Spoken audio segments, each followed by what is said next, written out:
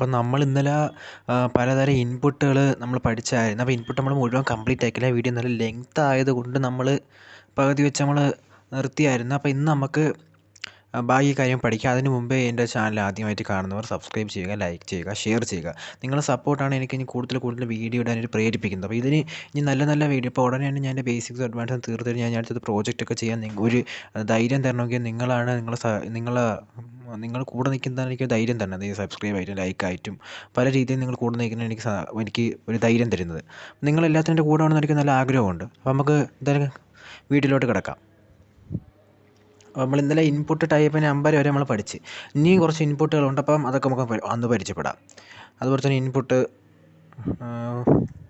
ഇമെയിലൊക്കെ നമ്മൾ യൂസറിൻ്റെ നിന്ന് വാങ്ങൂലേ വാല്യൂ, അത് നമ്മൾ ഇമെയിൽ ഉപയോഗിക്കും.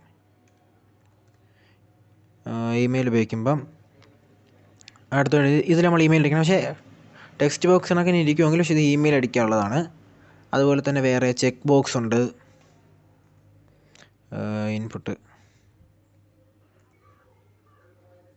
ചെക്ക് ബോക്സ് ഇപ്പോൾ കറക്റ്റ് ആയത് ഞാൻ സ്പെല്ലിങ്ങിൻ്റെ ചെറിയ മിസ്റ്റേക്ക് കൊണ്ടാണ് ചെക്ക് ബോക്സ് വരായിരുന്നത്. ചെക്ക് ബോക്സിൻ്റെ ഉപയോഗം എന്ന് പറഞ്ഞാൽ നമ്മൾ ഈ മെയിൽ ഓർ ഫീമെയിൽ എന്നൊക്കെ ചോദിക്കും. നമുക്ക് യൂസറിൻ്റെ നിന്ന് ആ വാല്യൂ വാങ്ങാനാണ്. ഈ ഇൻപുട്ട് എല്ലാം യൂസറിൻ്റെ നിന്ന് ഇൻപുട്ട് വാങ്ങാനാണ്. അപ്പം ഒരു ഫോം ആയാലും ഒരു ഫോം ഫില്ല് ചെയ്ത് കോൺടാക്റ്റ് ഫോം ആയാലും ആർട്ട് കാർട്ടായാലും ഷോപ്പിങ്ങിലായാലും ഇമെയിൽ ആയാലും അഡ്രസ്സ് ആയാലും എന്തോ നമ്മളിതുപോലെ ഇൻപുട്ടായിട്ടുള്ള വാല്യൂ വാങ്ങുന്നത്. അപ്പോൾ നമ്മൾ മെയിൽ ഫീമെയിൽ അല്ലെങ്കിൽ പ്രോഡക്റ്റ് സെലക്ട് ചെയ്യാൻ അങ്ങനെ അതിന് വേണ്ടി ഇത് ഉപയോഗിക്കുന്നത്. ഇനി അടുത്തതെന്ന് പറഞ്ഞാൽ ഇൻപുട്ടത്തെ ഉണ്ട്. എന്നാലും അതെല്ലാം പരിചയപ്പെടുത്തി നിങ്ങൾക്കത് നല്ല ഉപയോഗമാണ്. എന്നാൽ ഏറ്റവും ആവശ്യമുള്ള കാര്യമാണ്. ഒരു വെബ്സൈറ്റ് ഉണ്ടാക്കുന്നതന്നെ യൂസറിൻ്റെ നിന്ന് വാല്യൂ വാങ്ങാനും വാല്യൂ കൊടുക്കാനുമാണ്.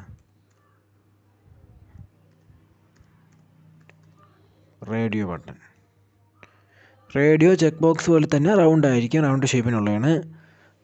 ഇത് നമ്മൾ ചതുരത്തിനുള്ള, മറ്റേത് റൗണ്ട് ഷേപ്പിനാണ്. ഇത് റേഡിയോ ബട്ടൺ ആഡ് ചെയ്യാൻ വളരെ എളുപ്പമാണ്. ഇൻപുട്ട് ഏത് ടൈപ്പിലുള്ള ഇൻപുട്ടാണ് നമ്മൾ കൊടുത്താൽ മതി. ഇപ്പോൾ റേഡിയോ. ഇനി അടുത്തുള്ളത് ഇൻപുട്ട് ഫയലുണ്ട്. ഇപ്പോൾ നമ്മളെ ഫോട്ടോയും അതൊക്കെ അയക്കാനായിട്ട് നമ്മൾ ചോദിക്കില്ല. ഇപ്പോൾ ഈ ഫോട്ടോ അയച്ചാൽ നമ്മളൊരു ഫോട്ടോ അയച്ചാൽ ആ ഫോട്ടോയിൽ മാറ്റങ്ങൾ പറ്റും. ആ ഫോട്ടോയൊക്കെ നമ്മൾ സൈറ്റിലോട്ട് അപ്ലോഡ് ചെയ്യിക്കാനും പ്രൊഫൈൽ ഫോട്ടോ അപ്ലോഡ് ചെയ്യിക്കാനൊക്കെ ഇത് ഉപയോഗിക്കും. ഇതിൽ നമുക്ക് ഇനി CSS ഉപയോഗിച്ച് കസ്റ്റമൈസൊക്കെ ചെയ്യാൻ കഴിയും. അതൊക്കെ നമുക്ക് പഠിക്കാം. പിന്നെ അടുത്തുള്ളത് റേഞ്ച്. ഇൻപുട്ട് റേഞ്ച് നോക്കാം നമുക്ക്. റേഞ്ച് ഇപ്പോൾ എന്തെങ്കിലും അളവ് നമുക്കിങ്ങനെ സൈസ് ആയാലും എന്തെങ്കിലും ഓളിയോ എന്തെങ്കിലും കാര്യത്തിന് റേഞ്ച് അങ്ങനെ യൂസറിൻ്റെ നിന്ന് വാല്യൂ വാങ്ങുന്നതിന് അങ്ങനെ ഉപയോഗം വരുന്നതല്ല. പക്ഷേ അല്ലാത്ത വേറെ കാര്യത്തിന് നമുക്കിത് ഉപയോഗപ്പെടുന്നതാണ്. ഇപ്പോൾ ഒരു ഇമേജ് എഡിറ്റിങ്ങിൻ്റെ ഒരു വെബ് ആപ്ലിക്കേഷൻ ഉണ്ടാക്കിയിട്ട് അതിൻ്റെ അകത്ത് നമുക്ക് എന്തെങ്കിലും ബ്രൈറ്റ്നെസ് കൂട്ടാനും കുറയ്ക്കാനായിട്ട് ഇതിൻ്റെ അകത്ത് നമുക്ക് ഫംഗ്ഷൻ എഴുതിയാൽ മതി. അതുപോലെ തന്നെ പിന്നെ അടുത്ത സെർച്ച്.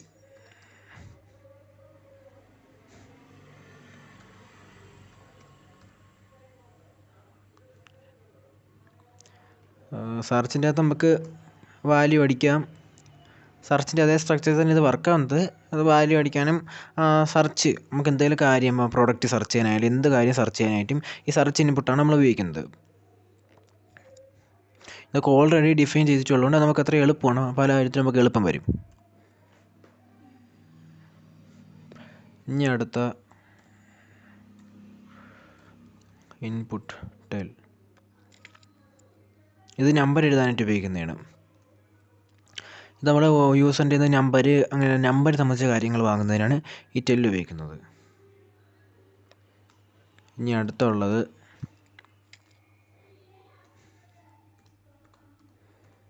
ടൈം. ഇത് ടൈം സെറ്റാക്കുന്നതിനാണ്. ഇത് നമുക്ക് ടൈം ആവശ്യമനുസരിച്ച് കറക്റ്റ് ചെയ്യുന്നതിന് ടൈം കറക്റ്റ് ചെയ്യുന്നതിനുള്ള ഇൻപുട്ടാണ് നമുക്കിത്. ഇൻപുട്ട് ഇപ്പോൾ ടൈം. ഇതെല്ലാം കാണുമ്പോൾ ഇത് എവിടെ ഉപയോഗിക്കാൻ സംശയം നിങ്ങൾക്ക് തോന്നും. നമുക്ക് പ്രോജക്റ്റ് ചെയ്യാം. ഇതിപ്പോൾ ബേസിക് ആയിട്ടുള്ള കാര്യം എന്നാൽ പിന്നെ ഞാൻ ചെയ്യുമ്പം എല്ലാം ഒന്നുകൂടെ വിശദീകരിക്കേണ്ട ആവശ്യമില്ലാത്തതുകൊണ്ട് ഞാൻ ബേസിക് ആയിട്ടുള്ള കാര്യം തന്നെ പിന്നെ ഇനി നമ്മളെല്ലാം പ്രോജക്റ്റ് ചെയ്താണ് പഠിക്കുന്നത്. ഓരോ പ്രോജക്റ്റ് ഇപ്പോൾ ഒരു ഷോപ്പിംഗ് കാർട്ട് അത് അഡ്വാൻസ് ആണ്. നമ്മളല്ലെങ്കിൽ ഒരു നോർമൽ വെബ്സൈറ്റ് ഉണ്ടാക്കി സ്റ്റാറ്റിക് ആയിട്ടുള്ള വെബ്സൈറ്റുകൾ ഉണ്ടാക്കി അതിൽ നിന്ന് പഠിച്ച് നമുക്ക് പിന്നെ Node.js റിയാക്റ്റൊക്കെ നമുക്ക് പഠിക്കാം. ഇനി അടുത്തുള്ളത്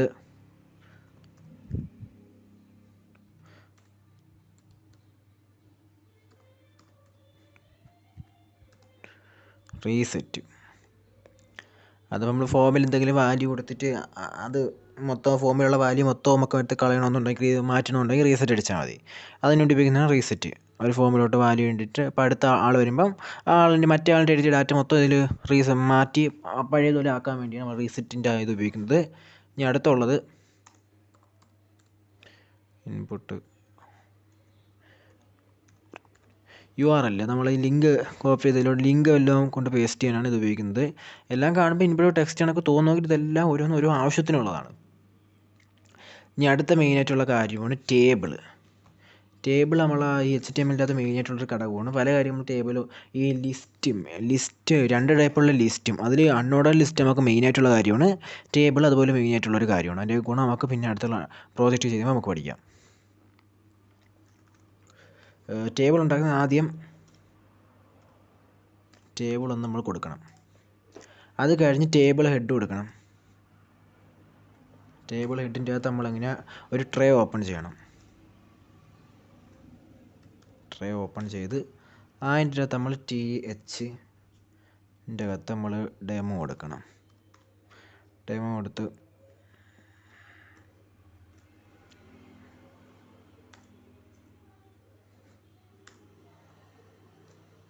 അതുപോലെ നമ്മൾ ഈ ടേബിളിൻ്റെ അകത്ത് നമ്മൾ ബോർഡർ 1px എന്ന് കൊടുക്കണം. അത് ആ ബോർഡറിൻ്റെ സൈസ് കാണിക്കാനാണ്. അപ്പോൾ നമ്മൾ നോക്കുമ്പോൾ വേണ്ട 1px നമ്മൾ കൊടുത്ത ടേബിൾ ഹെഡിങ് 3 ഡെമോ ഞാൻ കൊടുത്തിട്ടുള്ളത്. ഇനി അടുത്തുള്ള ടേബിൾ ബോഡി. ഇനി ടേബിൾ ബോഡി ഹെഡ് കഴിഞ്ഞ് ബോഡിൻ്റെ അത് ഇതിന് ഒരു അടുത്ത ട്രേ ഓപ്പൺ ചെയ്യണം. അതിൽ TH ആപ്പിള് ഇനി അടുത്ത ഓറഞ്ച് ഇനി അടുത്ത മാങ്കോ. അപ്പോൾ അതുപോലെ വരും. അപ്പോൾ അടുത്ത ഇതിലിങ്ങനെ റോറ്റും. ഇനി നമ്മൾ ഇതേ കാര്യം തന്നെ ഇപ്പം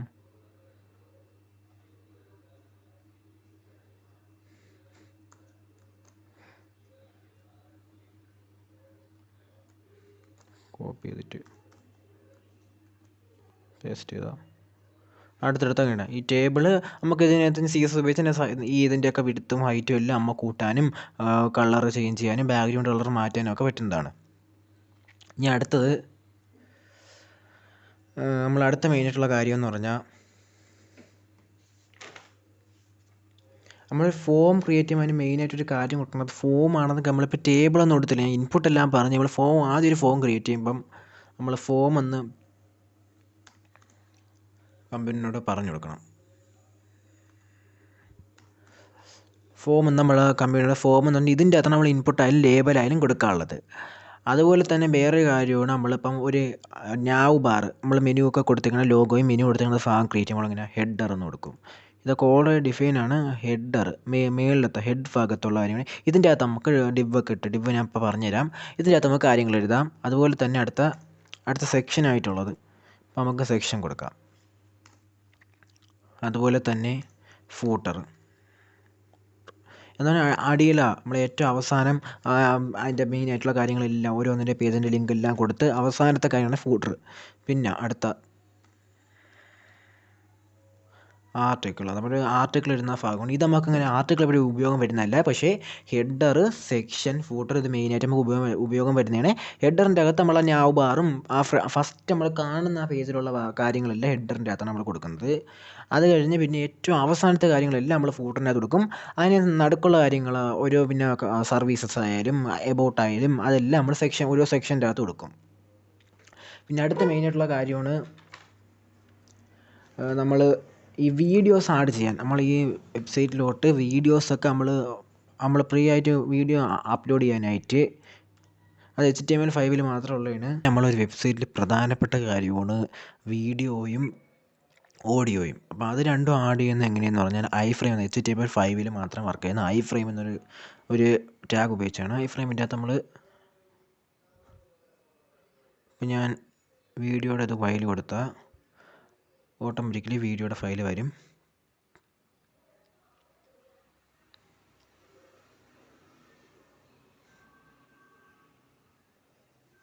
ഇപ്പോൾ വീഡിയോയുടെ ഫയൽ ഞാൻ കൊടുത്ത് ആ MP3 വീഡിയോയുടെ ഫയൽ ഓഡിയോയുടെ ഫയൽ വന്ന് അത് നമുക്ക് ആവശ്യമനുസരിച്ച് പ്ലേ ചെയ്യാവുന്നതാണ്. ഇനി അതുപോലെ തന്നെ ഒരു വീഡിയോ നമുക്ക് കൊടുക്കണമെങ്കിൽ ഒരു വീഡിയോ കൊണ്ടുവരണം. ഇതിനെല്ലാം നമുക്ക് നമ്മളെ CS ഉപയോഗിച്ച് വിഡ്ത്തും ഹൈറ്റും കറക്റ്റ് ചെയ്യാവുന്നതാണ്. നമ്മളെ ആവശ്യമനുസരിച്ച് വിഡ്ത്ത് നമുക്ക് ഹൈറ്റും കറക്റ്റ് ചെയ്യാവുന്നതാണ്. ഇനി അടുത്ത ഞാൻ ഒരു ഓഡിയോ കൊടുക്കണമെങ്കിൽ ഇതിൽ വന്ന് ഇപ്പം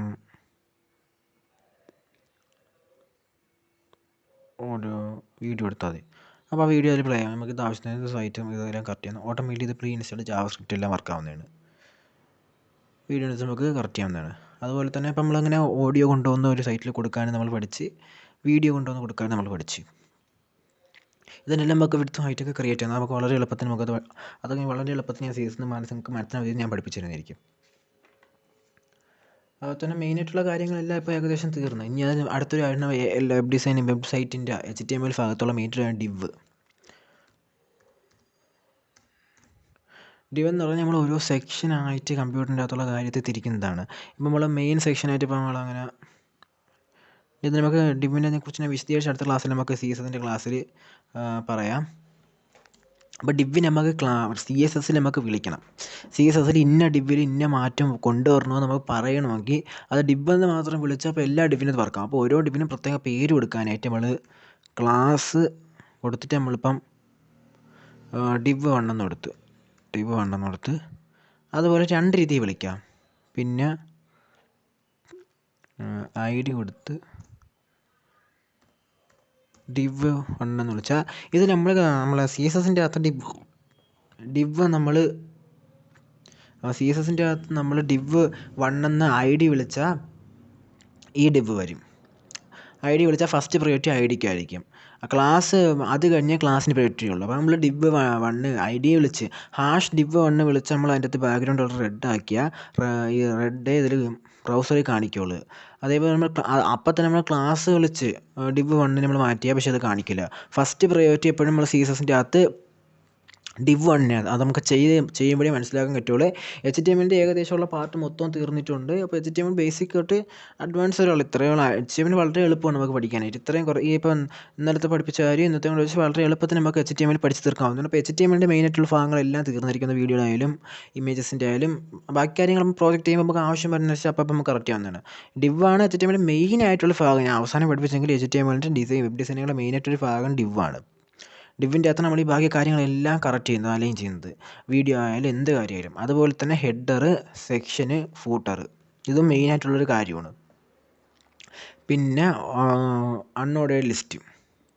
അപ്പോൾ ഇന്നത്തെ വീഡിയോ അവസാനിച്ചിരിക്കുന്നു. അപ്പോൾ വീഡിയോ കണ്ട എല്ലാവരും സബ്സ്ക്രൈബ് ചെയ്യുക, ലൈക്ക് ചെയ്യുക, ഷെയർ ചെയ്യുക. പരമാവധി വീഡിയോ നിങ്ങൾ ഷെയർ ചെയ്ത് അതിന് വ്യൂസും സബ്സ്ക്രൈബേഴ്സും കൂട്ടാൻ നിങ്ങൾ ശ്രമിക്കുക. നിങ്ങൾ അടുത്തുള്ള ഈ വെബ് ഡിസൈനിങ് പഠിക്കാൻ ആഗ്രഹിക്കുന്ന കുട്ടികൾക്ക് ഈ വീഡിയോ നിങ്ങൾ ഷെയർ ചെയ്ത് കൊടുക്കുക. Thank you.